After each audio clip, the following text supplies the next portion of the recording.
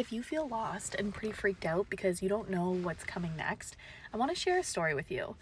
11 years ago, I just found out the person I was dating for 3 years was living a double life and he had another girlfriend I had no idea about. It was this whole thing, and it came crashing down on me. It hit me so hard, really made me beat myself up because this was going on for at least 8 months and I had no idea. And so I moved from where I was. I just needed a whole new reset. And I moved to Boston. And I'm originally from Massachusetts. I grew up 30 miles north of Boston. But at the time, I was in New Hampshire and I was in college up there. And then I transferred colleges down to Boston because I just needed a fresh start. And technically, I was supposed to be graduating this year, but I needed an extra year. And I remember I was so afraid to move. I was so afraid. I didn't know a single soul down there. I was starting college new. I should have been graduating. I wasn't. All my friends from high school were. And I remember I got a room assignment because I had to live on campus because I didn't know anyone and I couldn't afford an apartment on my own.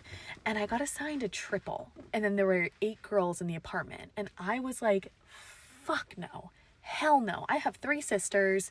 A lot of friends that I had up in New Hampshire knew about this double life. No one told me. I'd just been burned. I was like, no way. But something in my gut was like, you got to do it. So eventually I was just so low. I was like, screw it. Let's do it.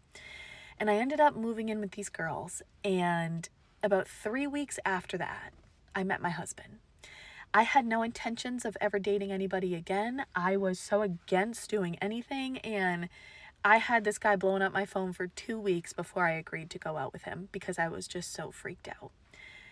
11 years later, actually this Saturday is going to be the 11-year anniversary of that first date.